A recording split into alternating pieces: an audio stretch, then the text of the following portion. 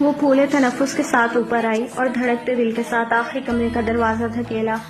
Guest روم کے bed پر ایک کھلا ہوا بیگ پڑا تھا جس میں سے وہ شرٹ نکالتے ہوئے بیڈ کے ساتھ ذرا جھکا کھڑا تھا۔ آہٹ پر اس نے سر اٹھا کر دیکھا۔ حیا چوکٹ پر سلش کا گلاس ہاتھ میں لیے پھٹی پھٹی نظروں سے اسے دیکھ رہی تھی۔ مرحبا۔ حیا سے چند قدم دور رک کر اس نے ہلکی سی مسکراہٹ کے ساتھ سر کو خم دیتے ہوئے اس کو سلام کیا۔ حیا چند لمحے ویسے ہی ساکت نگاہوں سے اسے دیکھتی رہی اور پھر ایک دم اس نے اس سلش سے بھرا گلاس جیہان پر الٹ دیا۔ تم وہاں مرنے کے لیے مجھے چھوڑ گئے تھے، میں وہاں کتنی دفعہ مری ہوں تمہیں پتہ ہی نہیں، اور اب تم آ کر کہتے ہو مرحبا۔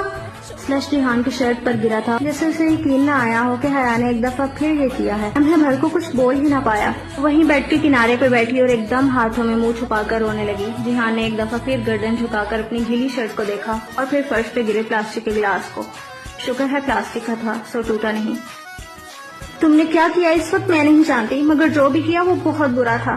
اگر تمہاری یادداشت ٹھیک سے کام کر رہی ہے تو تمہیں یاد ہوگا میں نے کہا تھا فوراً چلی جانا۔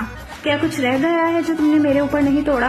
ایک ہی دفعہ توڑ لو تاکہ یہ سلسلہ ختم ہو جائے۔ اگر نہیں وہ حیا سلیمان ہی کیا جو میری بات مان لے، جو اپنی عقل سے بے عقلی والے کام نہ کیا کرے۔ میں وہاں تمہارے لیے گئی تھی جیہان، میں ترک کی تمہارے لیے گئی تھی۔